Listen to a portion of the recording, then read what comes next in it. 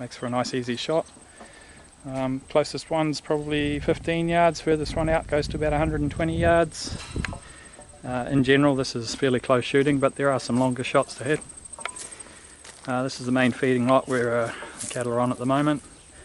This farmer's quite happy for me to shoot around the animals, so I gave him a good demo of the equipment I'm using, and he was most happy to see how quiet they are. And as you heard before, the bird scarer going off, these things don't even flinch, they're well used to it. Grain stacks, you can see the birds at work down there. From my shooting position, that's about 70 yards. Pretty hard shot with the little Leshiy, to be honest, with the scope camera on, but we'll see how we go with that. Just up on top here we've got the bird scarer doing its thing, right on cue. It's on a nice little rotary tripod. I can assure you, standing underneath this is pretty damn loud. There's our noisemaker. It's an LPG bird scarer set on a timer. The birds just don't care anymore. They'll get up, they'll do a circle, and they'll come back again. As you can see, they will just fly off and come back. Under here we have a palm kernel mix with a grain, and under that stack is some it's the silage made from the maize field. It's full of maize, they're getting into that as well. And there's two of these storage pits. There's more palm kernel over under this one. And it's an empty storage lot as well, but I get most of my birds off this side, getting out under this palm kernel maize mix under here. Something to do if you get onto a property like this is just see what the farmer is comfortable in you doing and what you're shooting at. I made sure it was okay to put the odd hole in this polythene covering. Some guys really don't like that. This is old polythene cover, so he said go for it, doesn't matter. I always take note of this sort of thing. Water tank, you don't want to be poking holes in that, could get expensive. Water pipes, there's a few of them around. Always check your background where that pellet's going to end up. You don't want to be punching holes in things like that. Tyres, you'd be surprised what a 25 cal will punch through. So you're always checking ricochets, things like that, the animals in the background. So like I say, most of the shots you'll see me taking into the stack over there, off the top of these tyres, and there's a hedge that runs down this back boundary. Get quite a lot out of there as well.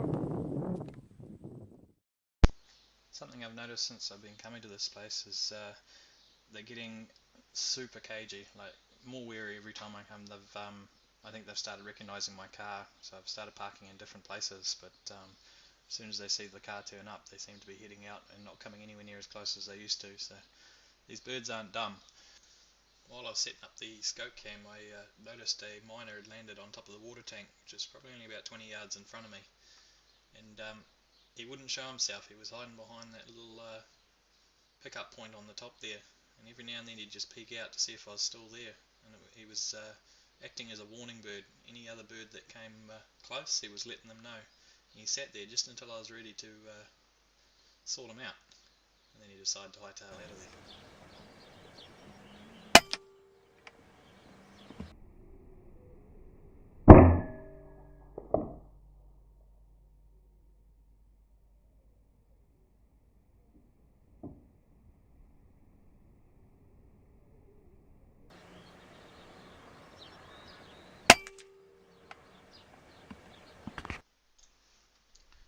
Even though these birds I'm shooting are pests, I still like to go for a kill shot and, you know, dispatch the bird or pest as quickly and humanely as possible.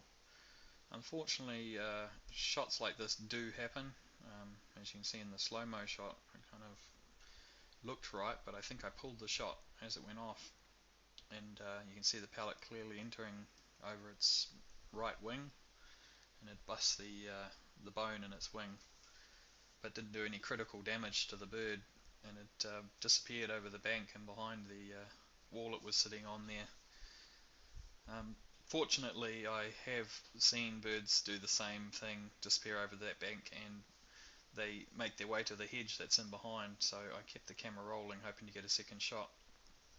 and that's exactly what happened. He ran across the track that was behind this bank, and I spotted him while I wasn't looking through the camera, obviously, and followed up with a very quick shot just as he was disappearing into the hedge.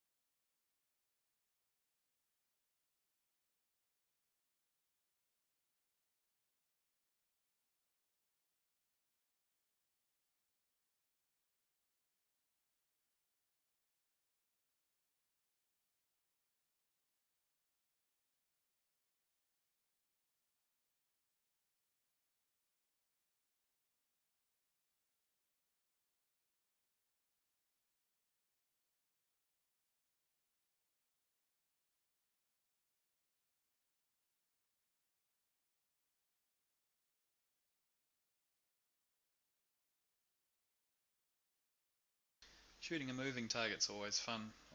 Miners tend to walk a lot and they don't often sit still for you, so two ways to do it. You can lead and hold just ahead of him and fire so he walks into it, or what I like to do is the known as the ambush shot.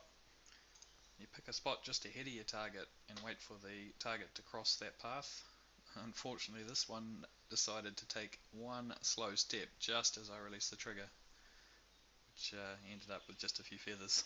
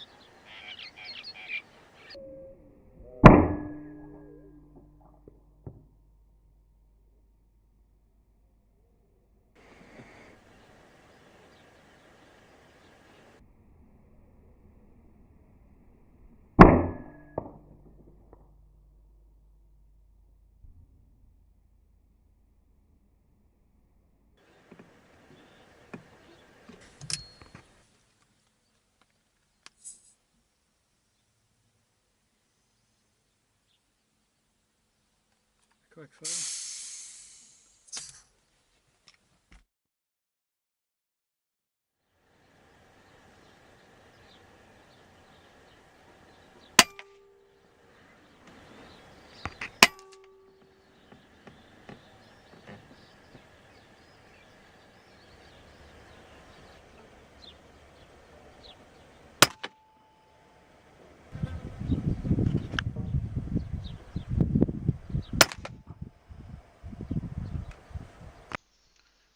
Here's a shot when I fired I thought was so true. I thought it was going to hit the target. The bird was only about 65 yards, but it wasn't actually until I reviewed the video I saw what happened. You can just make out of focus in the foreground here is the piece of grass seed hanging down. Pellet hits the grass stalk on the way to the bird and it deflects it just enough, and you'll see the pellet head just in front of the bird and down hits the tyre below it. It just shows just how much one little grass stalk can actually shift your pellet's trajectory.